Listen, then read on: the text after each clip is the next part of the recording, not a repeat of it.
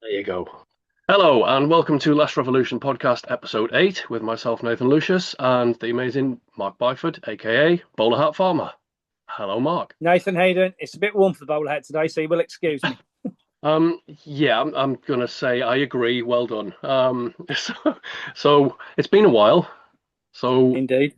we're gonna make this one a little bit shorter than usual for the main reason that the internet here is absolutely appallingly terrible, and I'd like to go out into this beautiful sunshine at some point and soak up the sun, which I can't do just at the minute. So, um, on today's agenda, which we've only got three things, as we just said. So I came across your video earlier talking about fertilizer, the Straits of Hormuz, and the state of the food supply, which was a brilliant video, by the way. It was very, concise and to the point, and got the message across very well.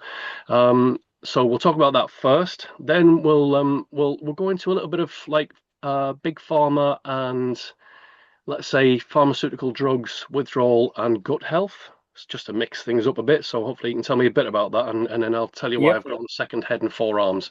And then we'll finish off by revisiting the manifestation conversation, which I'm sure will either trigger people in a good way or a bad way, or to just switch off and watch this. Yeah, well, that was an interesting one, wasn't it? Still processing a lot of it, yeah. So that is interesting, right? So, I'm going to let you kick this one off. So, for anyone who's not seen your video about the fertilizer, about the food situation, and about recent events as well, don't forget to plug all of your FFT and food finders up. Give everything a plug, and let's see if we can, keep things moving. It is really really nice to see that there's actually a bit of flow again in the movement, if we can call it that. But there you go. I suppose if it is Yeah. flowing, it's moving. So it's just a bit, staggery at the minute. Right, Mark, tell us what you got. Yeah. Okay. So there's lots going on around the food side at the moment, Nathan. And obviously, I like to do my research thoroughly, deeply, and have been on this journey for 40 plus years, looking at how we best get the message across to the people. Yeah. And one of the things which I come across and the challenges we have is obviously this little thing called history. And history tends to repeat itself, and history is something that should teach us lessons that we sadly don't ever seem to want to learn. So in 1793, if I give you this as an example, in 1793, there was a revolution in France. Vive la France, or la Revolution. Yeah. Marie Antoinette apparently said, if they haven't got bread, feed them cakes. Yeah. And there was, at that point, a lot of controversy around how that had happened and why that had happened. And it has happened in lots of places since, and it's always over the same thing. And people think the reason the French revolted because there was no food. It wasn't that there wasn't any food. It was that there was challenges in the distribution because of interference from the government. So just to give you a bit of history on this. So in 1775 through, 1770 to 1773, there was 1793, sorry, there was this period where the French government were printing lots and lots and lots of money. We know this goes on. We know that they've been doing a lot of it in England and Europe and America the last few years. So they printed vast amounts of money. And then because inflation started to run away, then the public started to kick up because prices were so expensive. They blamed it on the farmers and the bakers. So what they did was went back to the farmers and the bakers and the butchers and said, look, you can't extrapolate all this money from people, you terrible people.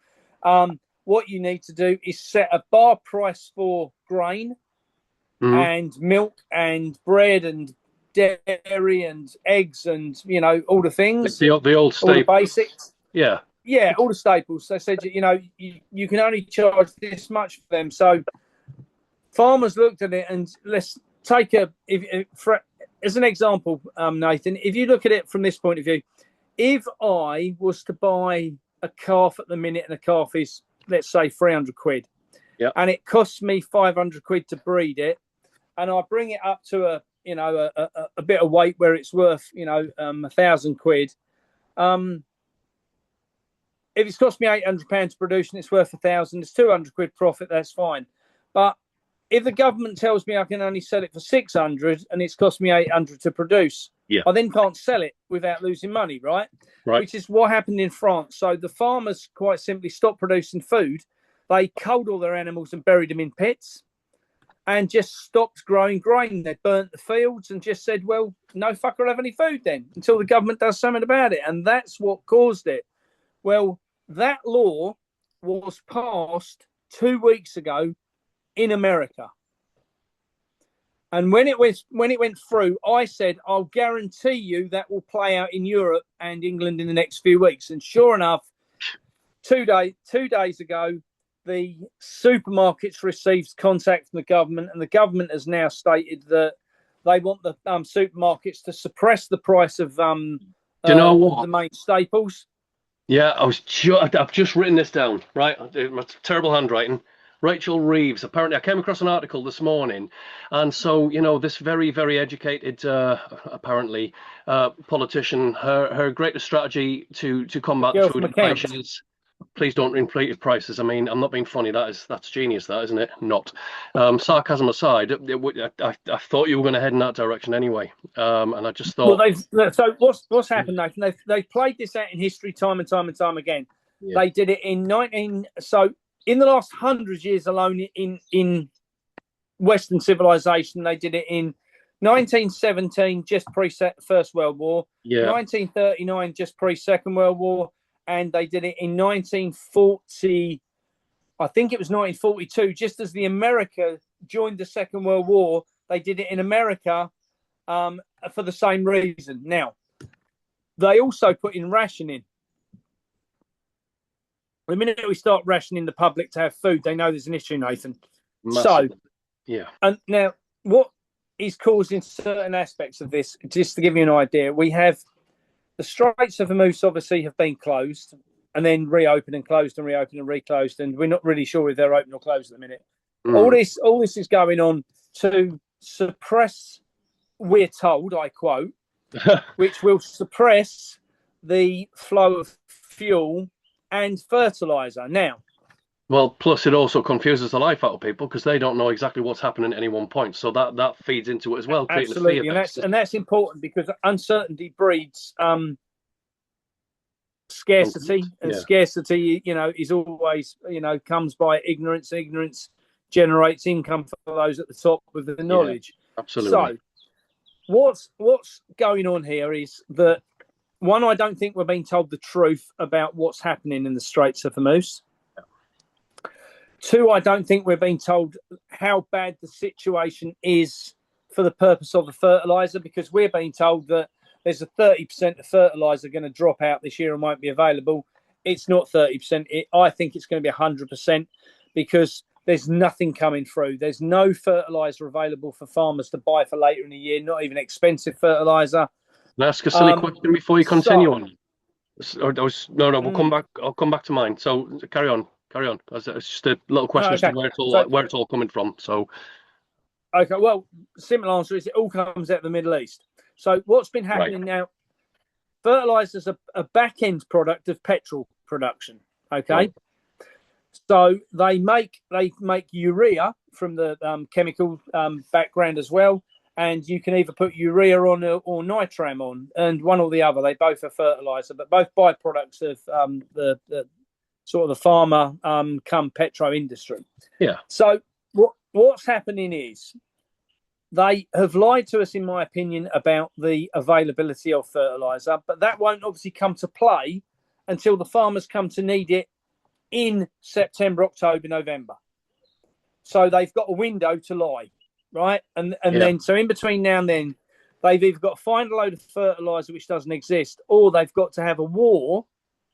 Bear that in mind. They've got to have a war that will distract us and give them a reason for it not turning up. Right. Well, I mean, they do love their wars. Let's be honest. I mean, there's always an occasion and a pot of funds for a war. So, well, on from that, just before the First and the Second World War, the governments went to the manufacturers of the world and said, we don't want you to manufacture cars, tools anymore. We want you to manufacture weapons, guns, bullets, and that's what they did. Yeah. Now, as a direct result of that, that's happening at the moment in America and Europe. Manufacturers of vehicles like cars are being told, go build armored trucks, tanks, guns, weapons, bullets, rockets, whatever it might be. What you're going? No. I mean, to me, again, I mean, this is fairly new to me in terms of what it happening now. So, but it certainly seems as if they're prepping for that. And they always, I know this sounds, oh, you're a conspiracy theorist and all that, but let's be honest, the wars are planned in advance, right? I mean, even when the wars have been sort of like stalled off, by like Neville Chamberlain, for example, they just get rid of him and replace them with someone else who'll push the war forward again. So it's not a case of trying to avoid war. There's always and war always pushes things forward. It's industry, isn't it? It will always, you talk about great resets. I mean, that will reset things. It did in the Second World War. It did in the First World War. It did in the Hundred Years' War. All the way back in the medieval time. Doesn't matter what it is. It pushes things forwards. It changes arms, armor, transport, communicate. All of it. It's affected by all of it. So it seems to me, mate, that rightfully so, history appears to be repeating, or some people say it doesn't repeat, it rhymes, but okay, either way, they're certainly prepping. They're always prepping for something, aren't they? So that's all I want to add to that, because it's so I think what's coming is the situation. We're not going to have any fertilizer, which will give us food shortages. Now here's where the flip on this is, Nathan, and this is the 100-year flip, right? Because in 1917, First World War started, governments of the world stepped in and did pamphlets and told people to dig victory gardens, and they gave them seed and everything else, right? 1939 to 1942, depending in Europe, and exactly the same thing. Dig for victory, grow what you can, help with the war effort. Then 2020 came along, Nathan, and the whole world economy, just like it would if there had been a third world war, came to a crashing stop. But the governments of the world didn't step in. They didn't do anything. So if you could there's basically 4 companies that control 60% of the world's seed, just to give you an idea. And all of those companies produce seed that is F1 seed. So F1 is seed that will not germinate from its own seed. Okay, so are these terminator seeds then? Is this what we would recognise as a terminator seed? So basically you get one crop out of it and that's it, because they're patented, aren't they? Absolutely. Basically, they're unnatural. So So I come along and I say, I go in the shop and I buy me pack of seeds and I think, fantastic, I've got my seeds, I sow them and the crop comes up. It isn't as flavoursome as I remember things used to be, because they're genetically modified crops, being F1, but I get a crop. I save the seed. Next year, I can't get nothing to grow, or if it does grow, it's a second-rate product. It's got, open to all sorts of insecticides and pesticides and all sorts. Everything attacks it. So what they would have done in 2020 was said, global situation, get people to grow food. Now, lots of people did grow food. Right? So it was a fly. When it came to the second year, they couldn't grow anything from that seed. So what's happened is, Nathan, is that we've now got people who might have the desire to grow food should there be an issue, but don't have the ability to be able to do it because of what's happening with the seed, the soil being dead. Everything is the weather manipulation. Everything's against people. So I was going to say, but it all fits together. Sorry, it's just dead quick. For anyone who says this is just like conspiracy theory, it fits together. We can see it happening. So how can it be theoretical at this point? But anyway, that aside. Sorry, what were you going to say, Mark? It definitely isn't theoretical. I'll give it just to bring up the spec. So there was a meeting in London Tuesday, with DEFRA and a load of people on advising the British government about the food stability, food sovereignty, and food scarcity within the country. Okay, and I know some of the people who were present, and basically what came out of it was there was a guy there from the government who is qualified in regenerative farming.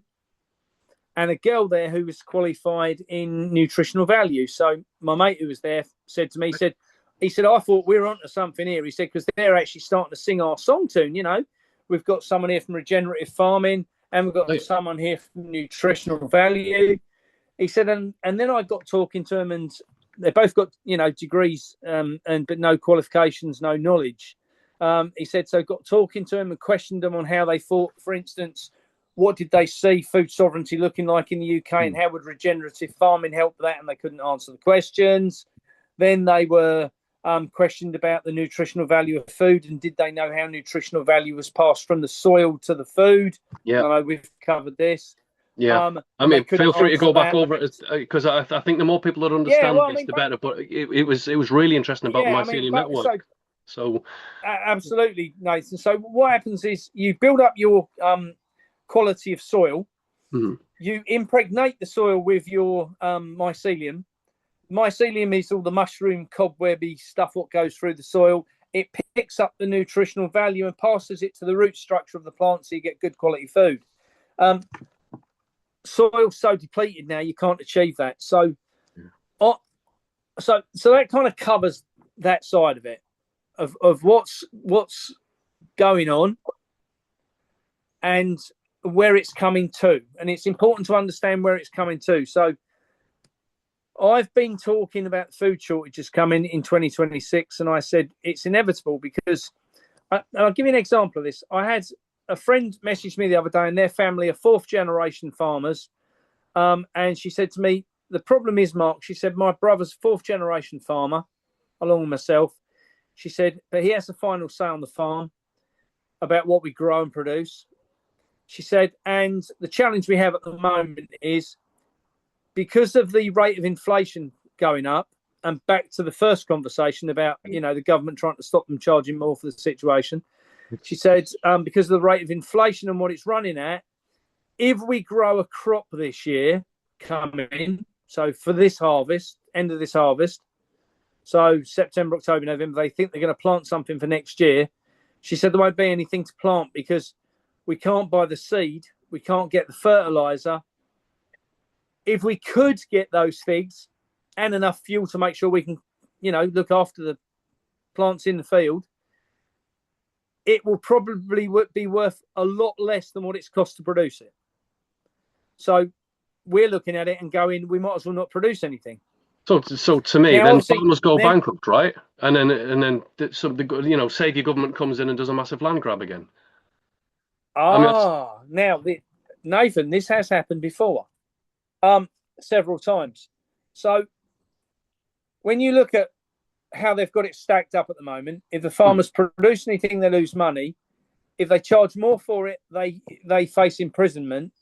We're on this, we're on a journey of self-destruction. Now, the other side of it is, if we can't get fertilizer, because fertilizer at the moment is about £750 a ton, normally about £300 a ton.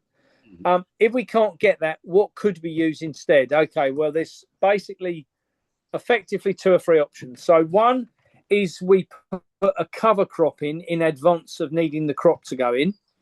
So that cover crop could be a 2-year crop rotation of clover, ryegrass, and plantain, for instance. So it builds the nutrients and the nutrition and the nitrogen at 3 different levels in the soil, which will be deep enough to grow your wheat in next year. But you need 2 years for that to take place. Well, we haven't got 2 years to get this in place. Okay, and that's the problem. And for anybody who is not looking into this stuff already, for those who are not conspiratorially minded or can see patterns repeating in history or anything like that, they're not going to be prepared for it because they think everything's fine and dandy, because we're told that this is technology is moving forward and society is moving forward, and so it's going to catch people by surprise, which I would say is.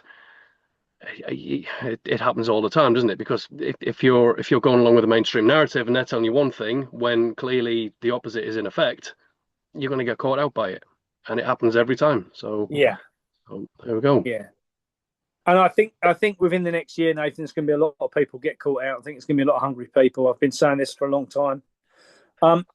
So the other options are you then use animal manure instead. Yeah.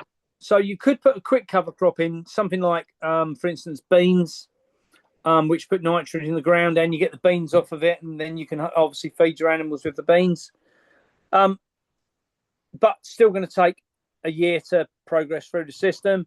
You could grow some turnips on it, which you could plant the end of August, and they would be up ready for, sort of big enough for them to chew the tops off of around about January. And they would obviously fertilize that field while they're there. And then you could turn that soil come next March, April, and put spring barley in. So you could get away with it that way. But they're getting rid of all the animals. So we can't do that because they're culling all the amounts of animals. So also part of Agenda 2030 again. Yeah, very much part of Agenda 2030. Yeah. And within that part of the agenda, Nathan, there's one point we should bring up. For those who haven't heard about this, and if they haven't heard about it, I suggest they go research it. Don't believe me, but go and do your own research. Go check as far down Google as you want, as far down YouTube as you want. Dig into the depths of it to find out. But our dear benevolent friend, Kill Bates, has come up with a disease which you can feed to ticks. Oh, so nothing disturbing about that then. No, so you get a little box like this, which holds about 5,000 ticks. You infect those ticks with a virus that, if they bite an animal, the worst case used to be the animal get Lyme's disease, and if we got bit by a tick, we could get Lyme's disease. And whilst it's a very terrible disease, and I'm not saying it isn't, not trying to make light of it, it is something what people can be treated for and can get over. Yes. However, I know somebody who, I don't know how, and I know you're not supposed to be able to fully recover from it, but he did. But he went down the natural health route. He did take one pharmaceutical, like I can't remember what it was, but anyway, he did take one. Anyway, he was told that he's got it for life, and he went back to the doctors and he went, "Well, I don't know what you've done, but it's gone." And so it was either a misdiagnosis or he'd managed to fend it off somehow. I don't know how he did it, but equally he did. So yeah, interesting. So these particular ticks, if they bite the animal doesn't get Lyme disease. It gets another disease. I can't remember the name of it, but it gets another disease which doesn't show up in the animal. When the animal gets butchered and you eat the meat, you catch the virus and you end up allergic to red meat. So you can't eat, your body cannot any longer eat red meat. Which gives them justification for taking the red meat and the cows off the planet. If you now want to get rid of the population of meat, it's really easy because no one will want it. Yeah. And no one will want the expense of keeping the animals for no reason. So that all said and done then leaves you one other option. And that option then is to put human sewage on the fields. Oh, delicious. Right, okay. I'm sure that's perfectly safe and healthy then. I'm joking. Nathan. No. Obviously. I was going to say the pharmaceutical in the diet alone these days is enough to toxify it. So okay, well that's the bit I want to cover. So go for it. Because that will come on to your next section. So with inside, most people these days is they're taking some sort of antibiotic or tablet or fucking concoctional potion, and they're normally delivered inside a plastic capsule, right? Yeah. Which dissolves in your stomach. But the problem is you end up with tens of thousands of microplastics inside your system.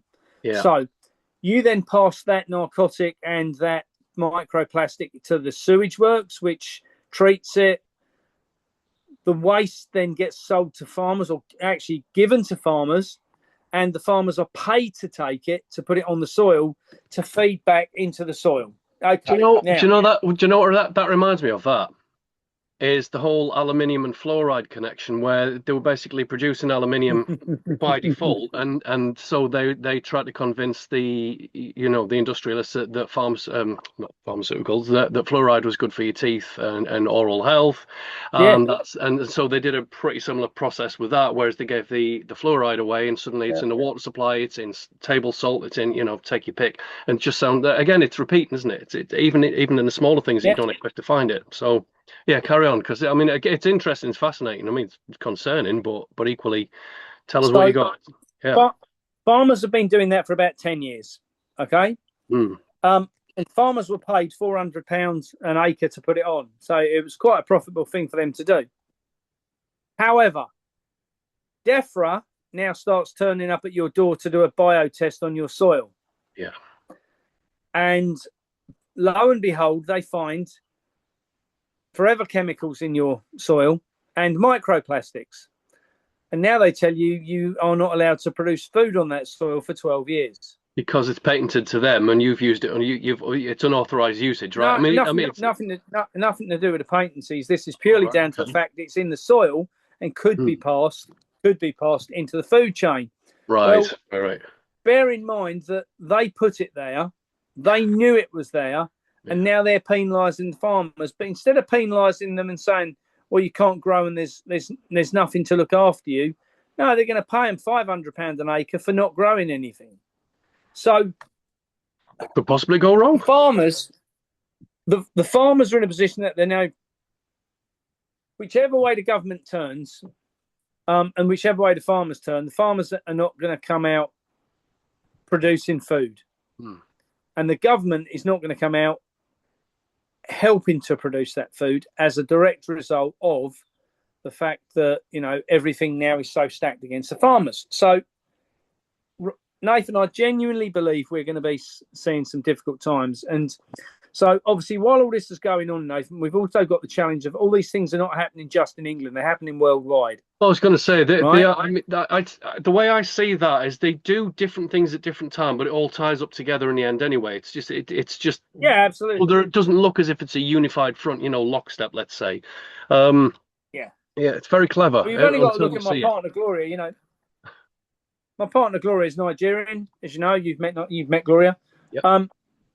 In Nigeria, what they've done is the government was paid by Kilbates to allow the cattle farmers from up north to come down south and graze their animals anywhere to make sure the cattle got fed.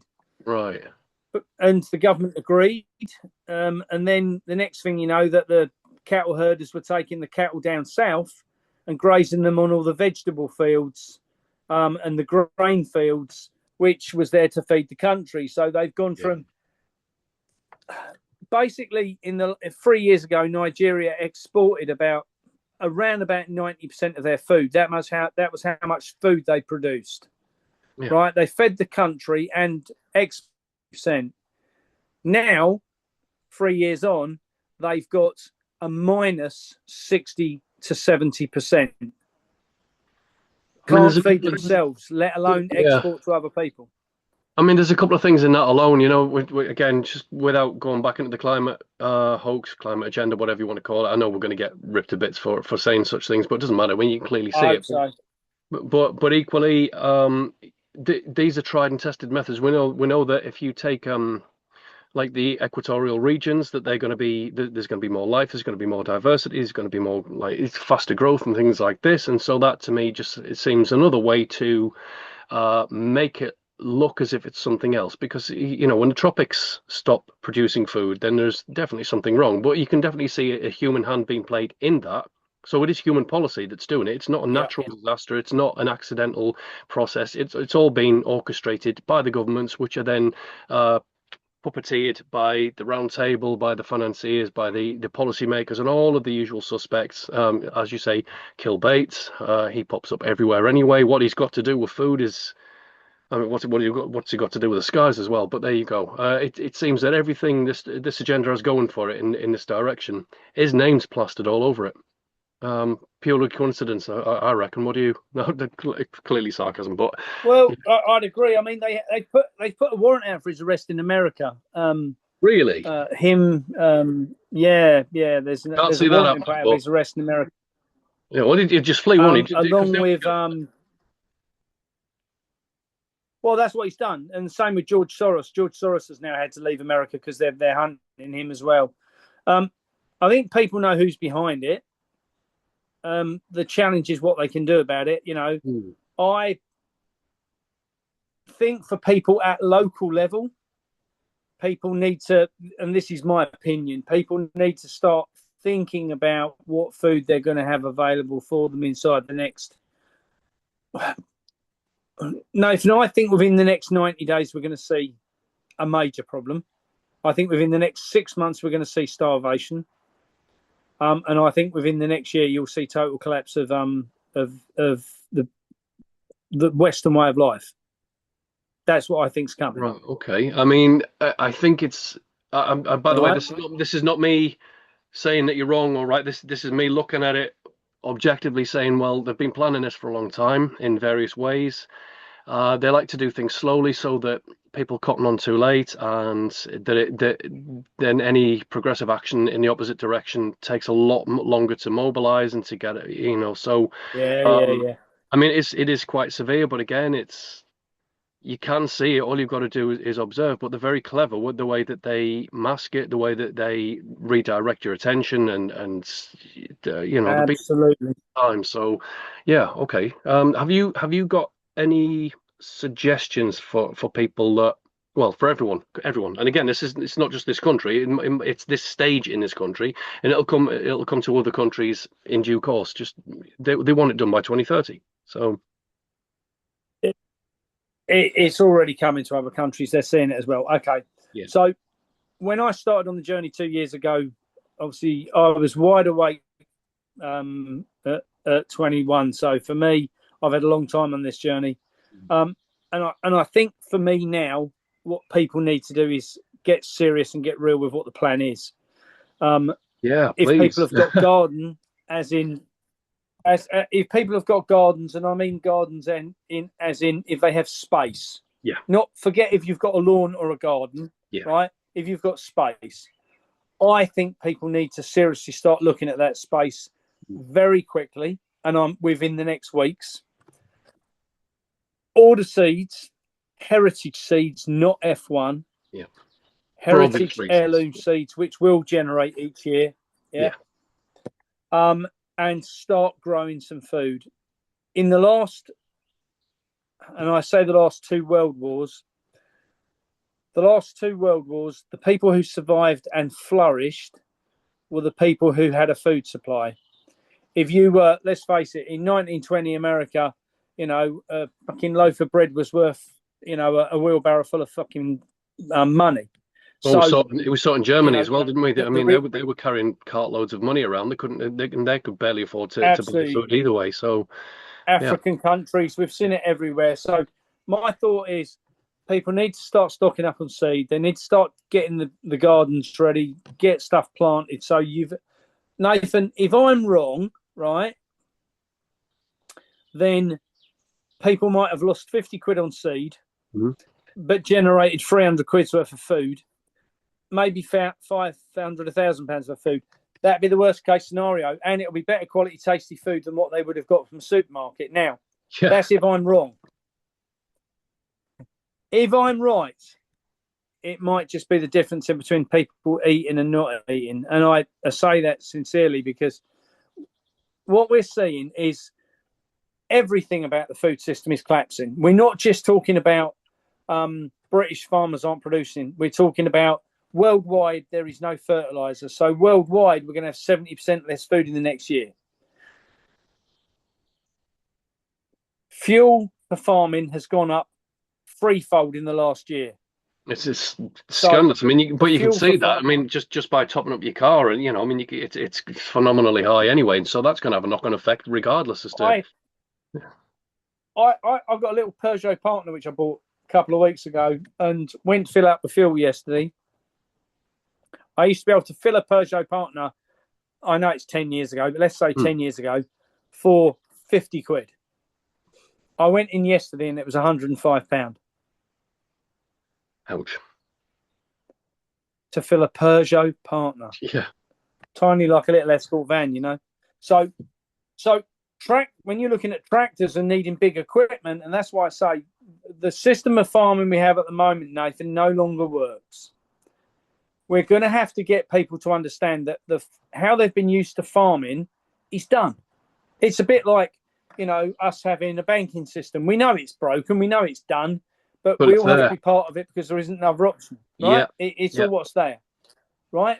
And then whether we use cash, credit cards, crypto, whatever it is, it's a banking system and it's corrupt, right? I was going to say, I mean, they own all three mediums anyway, so it's all based on fiat currency. And people seem to think that crypto's not the same. Of course, it's all about how you transfer it. Exactly.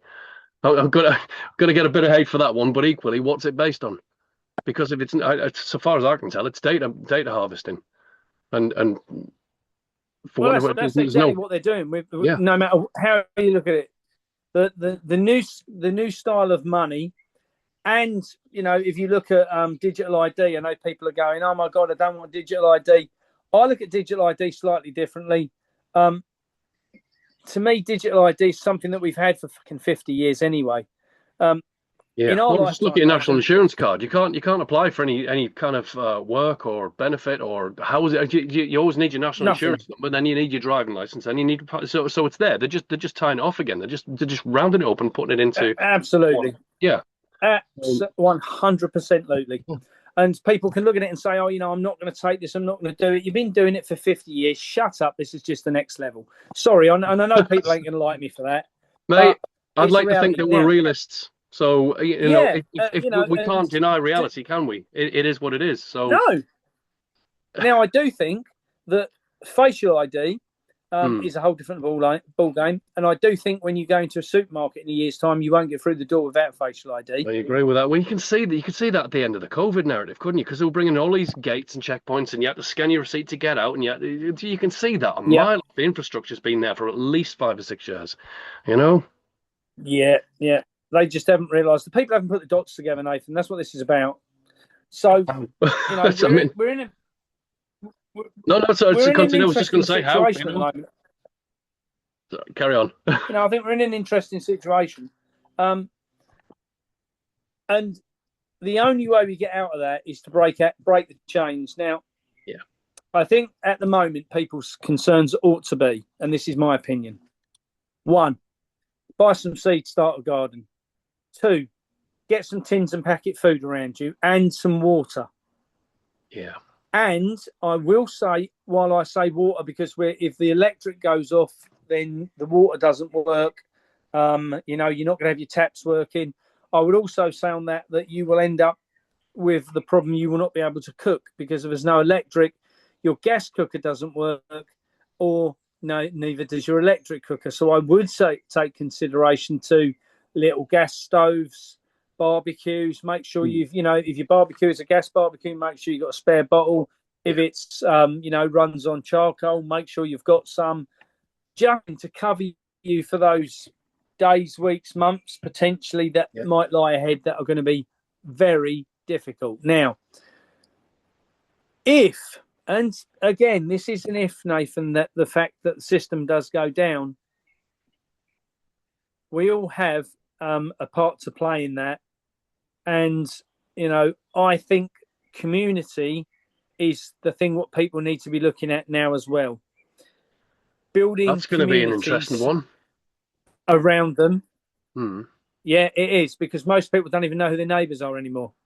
Right. You know? So which is, again, it all feeds back into that old agenda 2030, and then it's 2050 after that, whatever's left of 2050. I mean, I have no idea what comes after that, but again, all of this has been orchestrated over a couple of years, isn't it? Yeah. Well, definitely. They don't stop. So I think people need to no, people have got to take this serious, Nathan, because if they don't, the time is running out. I think if people naively sit there and say, "Oh, these two are a couple of barking idiots," then I wish you all the best, because that's all I can say. I genuinely believe what I'm talking about is correct. I've done my research. I've done it over 40 years. I've dug down some inflamed rabbit holes. I'll bet you have. But this is what I like about you, mate. you actually you dig into it and you find the facts. And I know there's a lot of opinions out there, there's a lot of theories out there, there's a lot of mixed information. It is a mixed bag, but it's difficult to argue with fact and evidence, which is why, I mean, I get shut down a lot by people who say you don't need fact or evidence, you just need intuition and high vibes. It's like, well, good luck with that. um and then of course you get accused of being negative. It's like, well, no, I'm a realist. There's reality, and it's how we interact with that, and it's how we deal with that. It's no use thinking it's all love and light, and it doesn't. That's not going to save you. Preparation and knowledge No. is going to save you. Evidence and fact is going to save you. And this is exactly what you bring to the table. And this is one of the reasons I admire what you do, is because if somebody says something to you, and I've seen it happen in a in a conference hall, people say, "Oh yeah, but what about this?" And you'll say, "Well, I'm sorry, but you're wrong because of that, and that," and it shuts it down straight away, because they can't argue with fact and evidence. And you know what you're talking about. You've been dealing with this. I would imagine a long portion of your life is been dealing with this. So.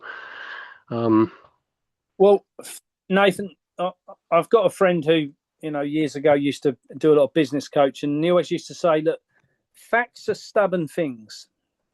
And that's a true statement. You can ignore them. You can choose to go against the facts.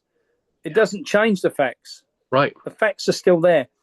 And I think that you and I both realistically, Nathan, have been on this journey enough to know that when you start looking into Agenda 2030, it is a tangled web.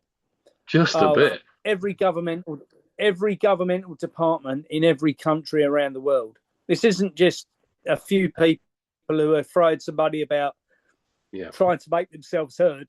This is about the system is now completely run by technocratic bureaucrats. I was going to say, theoretically, you don't even need the politicians anymore, because the AI system is in place. It can automate this, and once it's locked down. And I don't mean that in it probably already is. Well, exactly, and this is the problem. It becomes harder to push back against something like that. It becomes harder to. I'm going to use the word progress beyond that, because there's no use going backwards, because they'll just use the same tricks again and push us in. So we need to progress with this, but in a different direction to what it's going into, And it's the sooner people realize that they, like, again, you've rightly said, they have their part to play in this as well. If it's a problem that's affecting everybody, and therefore it's everybody's problem, and if we keep digging our head in the sand, keep living the way that we, denying history, denying science, God, that sounds ridiculous, doesn't it? But people do, because they're afraid of what they might find. They don't want to look into the darker aspects of life and agendas, and it is a conspiracy at that level, because it is being orchestrated against us, and people are profiting by it. We are not. And so we can take the facts, and we can take history, and we can learn from it, or we can choose to ignore it and then suffer the price. Not awfully fond on that personally, but equally. Yeah. Well, I think you're right on what you said, Nathan, earlier. I mean, I've got a lot of friends who say to me, you're always making videos about doom and gloom. It's about waking people up, because, I've got lots of friends who want to tell me, how great the world is we live in, and, how flower power is going to resolve every issue we've got. And, all you need is love life, and, and to visualize it, Mark. I love all that. I'm the greatest believer in all of those are important. But if you haven't got any food in the cupboard, visualizing that you're feeding your children isn't good enough. Right, exactly that. And that, for me, is all I need to know. So how can I make sure I could feed those children? Then the things I can do are A, B, C, and D. That might be produce a garden, grow some food, store some tins and packets, fill the freezer up, build a good relationship with a local farmer, a local grower, a local, work with a local community project that produces food, whatever that needs to look like, for me to make sure in my heart of hearts that I know I can tick that box and make sure that I've not only got food for me and Gloria, I can help other people, right? Yeah. Kids, grandkids, whoever that might be. So, and so I am a great believer in the fact that, there is, we have an ability within us to, and what I will say is, Nathan, that praying, right, as in, prayer, whether you meditate, pray, ask the universe, and I know this is one of the things you've been working on at the moment with The Secret, and visualizing things and all that. That's all has its place, right? Yeah, carry on, because But you still need that level I of do think we reality, are right? actually aligned on this from the greater perspective of it, because it's all right saying to manifest and meditate and prayer and stuff like that, but without active will involved, without an effort from yourself to change things in the direction that you want it to go to, it's just, what differentiates that from wishful thinking? There's no difference. And so this is, No. and you and I suspect get, well, I mean, I know I do. I get attacked a lot by the New Age community, saying that, oh well, it's all about good, high vibrations and positivity and stuff like that. Well, it hasn't saved us yet. It hasn't changed the world from what it would. The plan that was in place 20 years ago has been ticked off. The plan that's in place for the next 30 years, it's just going ahead regardless. You can't wishful think your way out of it. Unrolling. Negative if you like for that. I don't care. I'm up in Suffolk today, and I got up this morning to a beautiful clear sky. Whilst it's still a fairly blue sky, there's that haze of grey across it. Through the shit they've been pumping up there this morning. Yeah. They've been doing high level today rather than low level, so they're on the high level spraying, which is to block out the sun. Nathan, I heard one of the funniest things I heard this morning. They've the NHS had put out on our local radio, due to the extreme heat that's predicted for the weekend. Extreme heat. Yeah, it's finally warm. Yeah, I can look at a t-shirt today. The extreme heat, they're expecting an extremely high level of people collapsing in the street, and the overwhelming the overwhelming creation of the amount of people going to overwhelm the system, and the NHS won't be able to cope. And I was like, it's a fucking warm day. Yeah.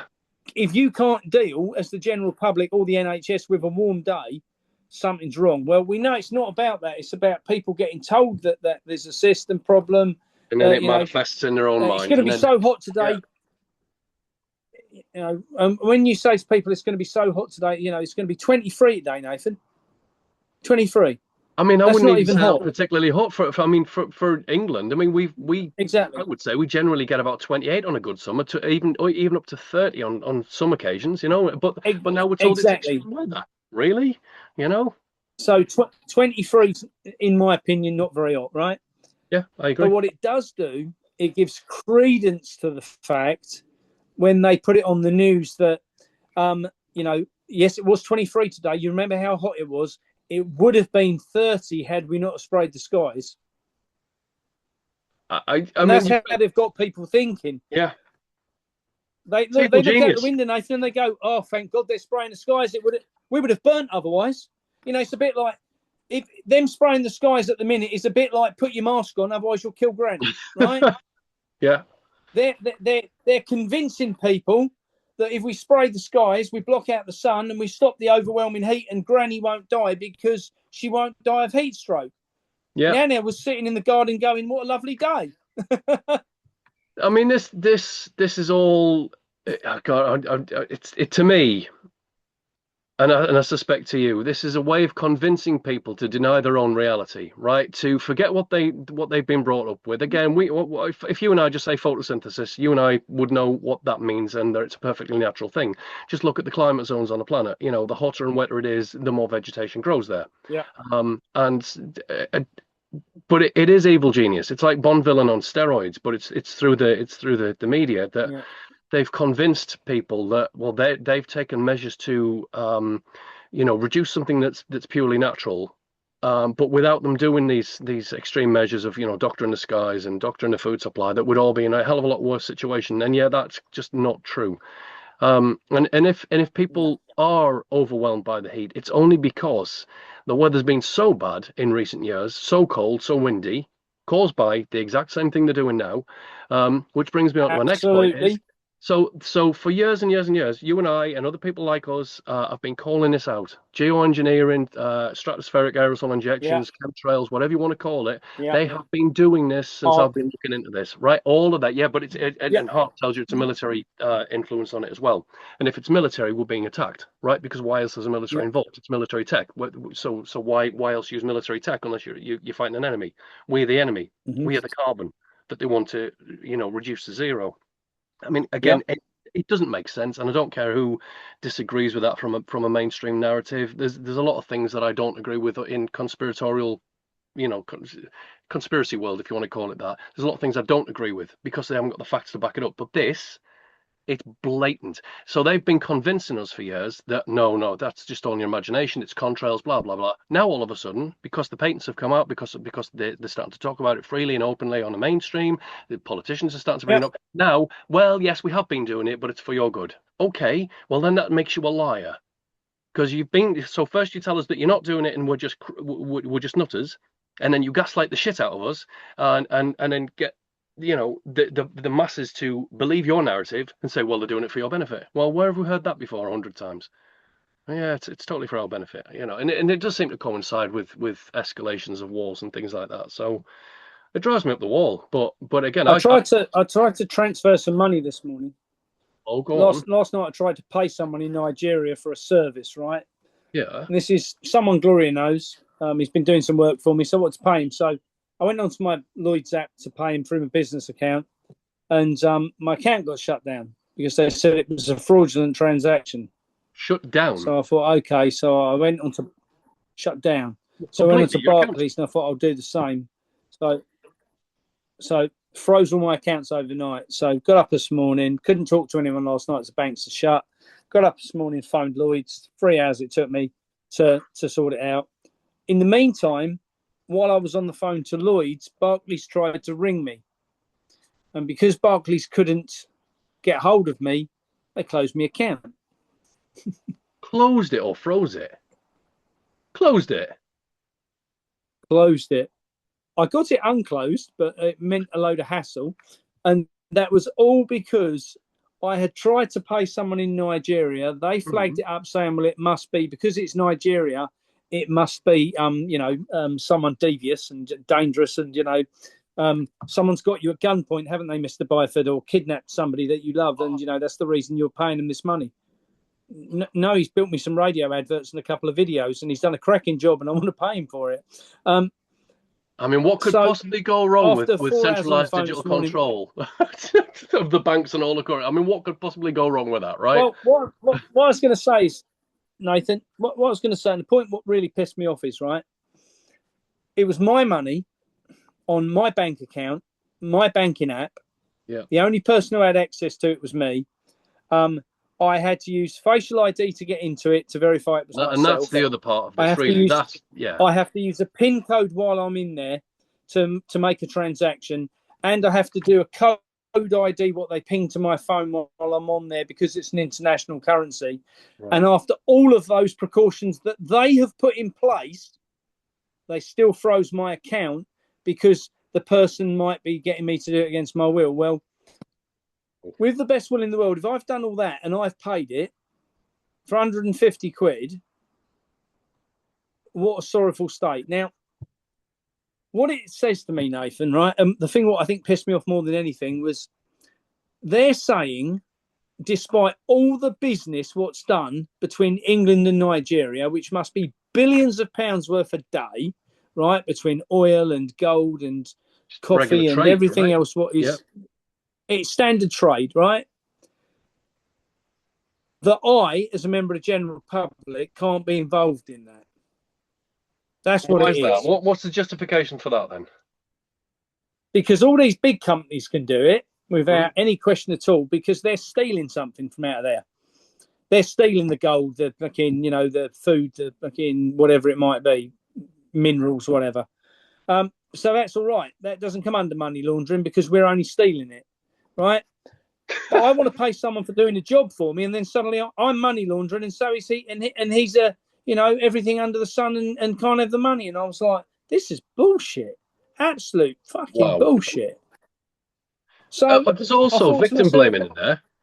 Well, you're a victim of this. Absolutely. You're the one that has to pay the price because theoretically, if somebody was defrauding you, then you need to be protected from that. And closing your account is only going to cause you stress, and it's going to cause you suffering. And presumably, you're going to lose any money that was attached to that account. So they're basically gaslighting you and victimizing you at the same time, whilst claiming that they're protecting your best interests. I mean, they're protecting me. Yeah, it's brilliant, isn't it? It's brilliant. Well, So I mean, it's evil I genius. I think wouldn't. I people wouldn't say it do. was good. I think people need to start looking at all these things Hmm. and challenging them. Because it's Yeah. very easy just to go, oh, oh well, that happened. There's nothing I can do about it. There is. Fight back. Tell the system straight. I filed an official complaint with Barclays before I got off. Said to the lady, right, I need to go to your superior. She said, oh, no, I'm sorry, we don't allow that. I said, well, you've got two choices. You can put me through to them or I'll ring the bank's ombudsman. Which is it? So she finally put me through to her boss, who I spoke to, who didn't want to give me the time of day. So I asked to speak to his boss and then her boss. By the time I got fully up the ladder, they were starting to listen. And, and I said, look, I want an official complaint put in. Oh, we can't do that, sir, because we was only acting on protocol. Who asked you to put that protocol in place? Right. I didn't. I didn't ask you to ask for any other verification other than what you asked me for. Yeah. So bear in mind, right, this morning I sat now, bear in mind, Nathan, on this, I sat in my parents' garden in the middle of nowhere where they live, right? Mm. Having to give every solitary piece of identification over the phone. Yeah, I've been there Can and I have done your that on mum's PayPal maiden of all name? Can things. I have your inside leg measurement? Can I have your date of birth? Yeah. Can I give you? Can I get your PIN number? Can I do this? Can you read out the text I've sent to you? Can you do this? Right? Yep. Had I No. been sitting in a coffee shop in the middle of a city, right? Anyone would have had all my information before they'd That's got it. any further. They then steal Exactly. your phone and they've got you. Well, it's a The data bank breach, isn't made it? me They're more getting you liable to for breach your own fraud. data. Sorry. Just Exactly. so that the viewers know, we're not. I'm not talking over you to live. There's a delay with the internet here because it's extremely slow, and I can see that it's coming through, and there's a bit of a delay. So for anyone thinking that we're talking over each other, I can only apologise. The signal here is a bit crap. But anyway, no, carry on, mate. So I just want to say that so that people didn't think we were being like, grr. Yeah, no. So that's it, really. It's one of those things. It really pissed me off this morning because I there's a guy sympathise. sitting in Nigeria thinking he's getting some money, right? And it wasn't a lot of money anyway, Nathan. This was the thing about it. It wasn't a lot of money. Yeah. But they'd already made a decision on my behalf that was fraudulent, despite the guy, he's known to me, he's known to Gloria, he's done work for Gloria, he's doing some paid work for me, which I was really happy to pay for, really happy to do. And they've made him look like a criminal and me feel like one. Yeah. And I am absolutely fucking disgusted with them. I mean, genuinely riled right through with the fact that the bank, I understand they want to stop fraud. I get that. Sorry, I'm live. So, yeah, no, you can say hi if you want. Oh, there we go. I've scared her off. She's just come back. Is it Holly? It is Holly. So, and do you want to come say hello to Mark again? About an hour-ish. Holly Hot Lips, come on. Oh, she's gone. We've scared her off. So, Oh, right. okay. So that's just, but so go on. No, it's just I've got a message come up. Your internet connection is unstable, which I think is like the theme of this one tonight.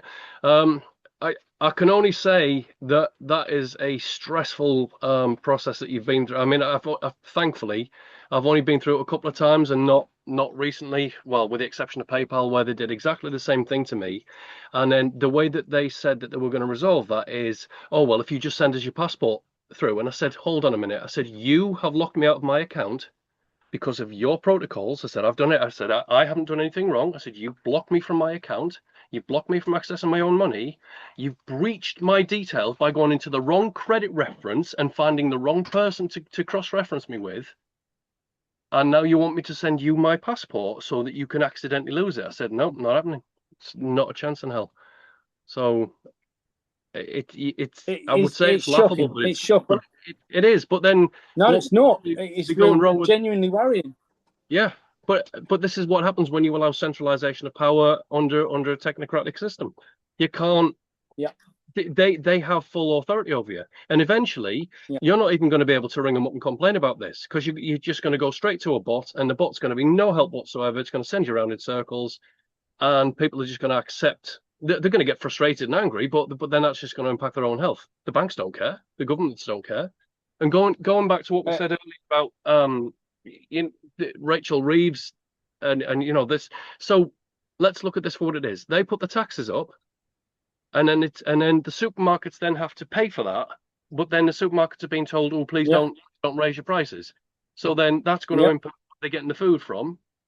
Well, so okay, let's go back to the fundamental of this. Well, then who the hell gives the government the right to taxes in the first place? I know we've mentioned this in previous podcasts, but what right does the government have to that money in the first place? Where is the value added coming from? Where is their share of ownership and productivity in the food and the products and all of this stuff? They've got no right to that at all ever, and yet they've convinced the population that taxation is not only just but necessary.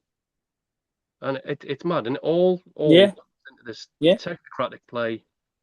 And what do? Do we lump it and just accept our own slavery, or do we realize that we actually are the ones that need to do something about this now? Because if we don't, nothing's going to happen. And it all links together, as far as I'm concerned, into that and into Agenda 2030, Agenda 2050. Not that I think they're going to need that in the end. I think if we let this one slide, Agenda 2050 is probably just going to be written off the cards because we're going to be replaced by robots anyway. So, yeah, I mean that's another concerning thing at the minute, isn't it? You know, the robotics. AI is one thing, but AI is only as clever as the questions we asked. Yeah, right. Bear that in mind. AI isn't the clever bit. Robotics are the dangerous bit. Put the two of them together, and then you've got a fucking problem. And I genuinely believe that, you know, I've seen robots on farms, mate, and I'm going back 5 years ago. Really? In the UK as well? Clever. Yeah. I went to a trial of one. They were doing a test on one. And this thing was as big as a car. And it would go down the field. It would rotivate, sow, weed, water, everything. Solar panel on the roof. It drives itself to the point where it can load itself up with seed. It can load itself up with water. If it needs assistance, it can ask for it. And one farmer could run 500 of these. Well, so we can't afford to buy the old style machinery anymore, but we can replace ourselves with robots. You couldn't say this. You said this 20 years ago, mate. People would have said you were crackers. If there's no fuel, to run a tractor, and someone comes along and says, "Listen, it doesn't matter. We now got solar powered robots. What can do it all? The only thing you need to do is roll out once a year, combine it, and you know the robots will turn up with a trailer on the back and take it all away. You don't have to worry about it." Nice. What could I keep saying what could possibly go wrong, but only what we're seeing going like incredibly wrong at the minute, right? So, Nathan, years ago when they brought out Terminator and iRobot, and people went, "Jesus, how far fetched is that?" Yeah, we're nearly there. I know. I would say if you look into some of the robotics, what are going on worldwide now. You know, some of these are, and especially when you we'll talk about bringing AI and robotics together, but then bring the humanoid side of that together with that as well. So if you've got a robot, let's call it for what it is. Let's say you had a robot that is also a sex doll, a very realistic looking one, right? Yeah. And so then you've got a humanoid. Rather than a robot, you've got a humanoid, and it will have the ability to answer all your questions, have deep, meaningful conversations with you, oblige whenever you want it to, look after the house, cut the grass, all the things what you could ever want, and ain't I lucky?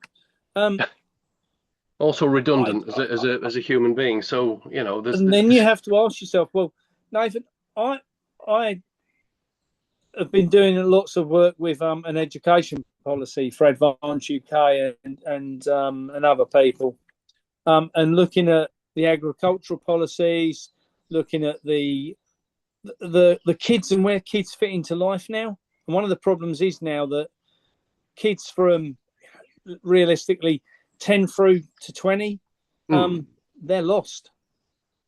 They don't know why they're here anymore. It's because purpose has been taken from us, largely. exact, 100%, 100%. A purpose for being here, for existing, for taking part, for doing good. You know, when we were kids, I didn't belong to anything like I was going to say brownies, but Scouts, Cubs, it's brownies, 2026. Brownies will be guides. fine for boys, right?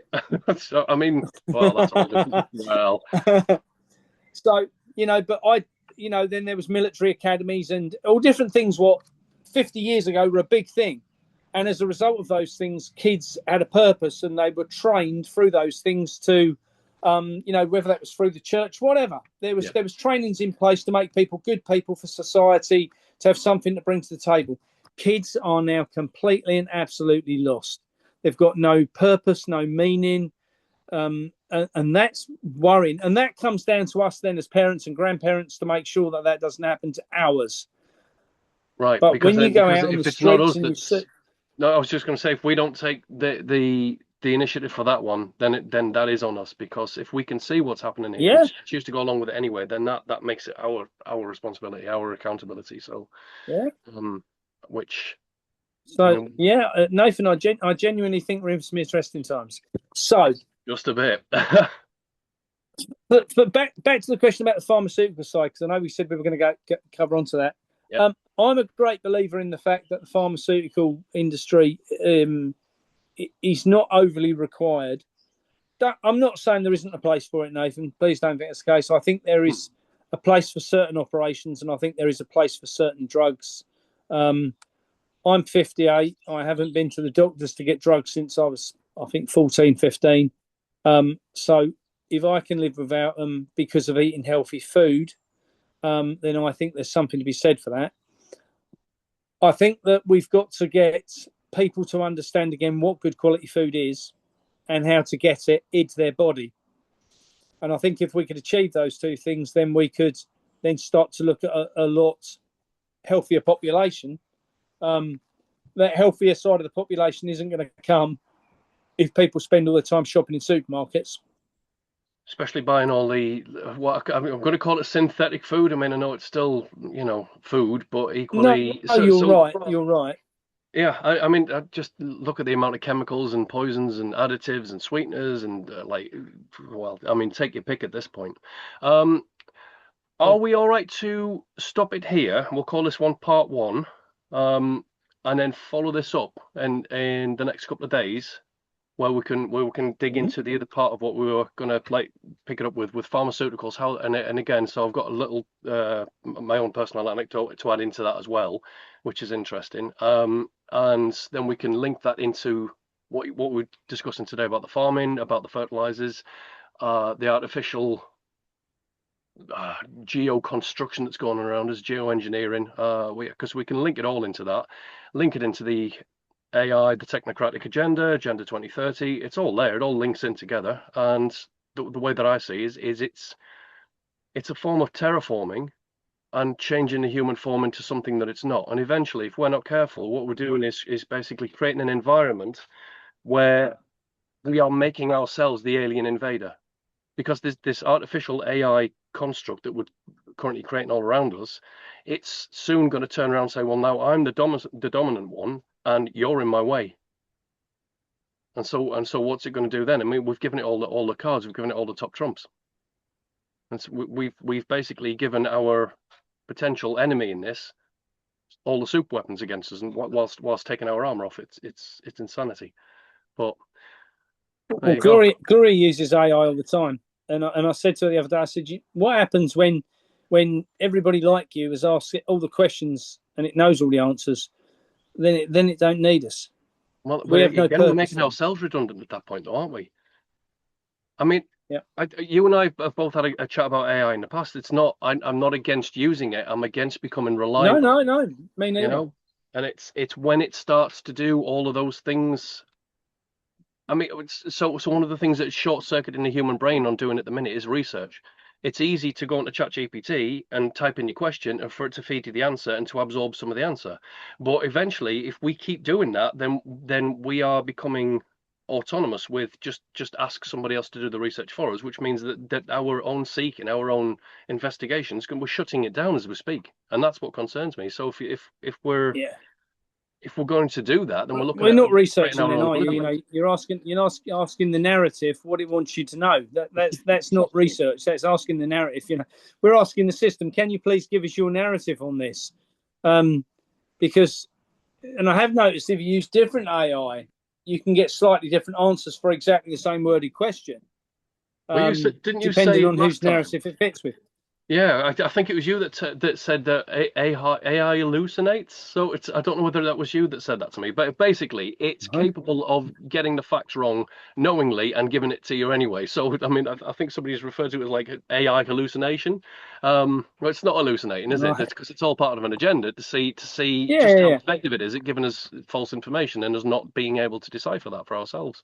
And us not questioning it, because bear in mind, if AI gives you some information, you then put that information out on social media, for instance. AI then goes and checks if you've used it, and if you did use it, it knows you're influenceable. Yeah. Especially the more and more you use it, the more influenced you are by it, and the more convenient it becomes. And then look at death by convenience again, all replacing, let's say, skills and knowledge and things that are useful with convenience, and then we forget how to do the things that we could do 10 years ago, and then that becomes a lost art. Or so. But anyway, right. Sorry, the dog's right. Right, I'm gonna stop it there for part one, because I'd love to go into the other two as well, and then we need to definitely follow up on our manifestation chat, because that's been an interesting one. It's a good and bad, but I'm just going to say interesting at this point. But anyway, there we go. Mark, thank you very much for joining me today, and I'll be in touch in the next couple of days.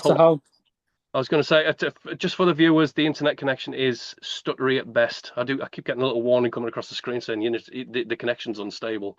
So, but anyway, I think we're doing all right. The rest of us. Yeah, I think no disagreement there. But anyway, Mark, thanks for joining me, and we'll follow this up shortly and get it out, hopefully uploaded soon. Holly, do you want to say hi? Talk soon, mate. There you go. She's shy. You're not shy. You've been on camera with me before. Oh. Hi ho!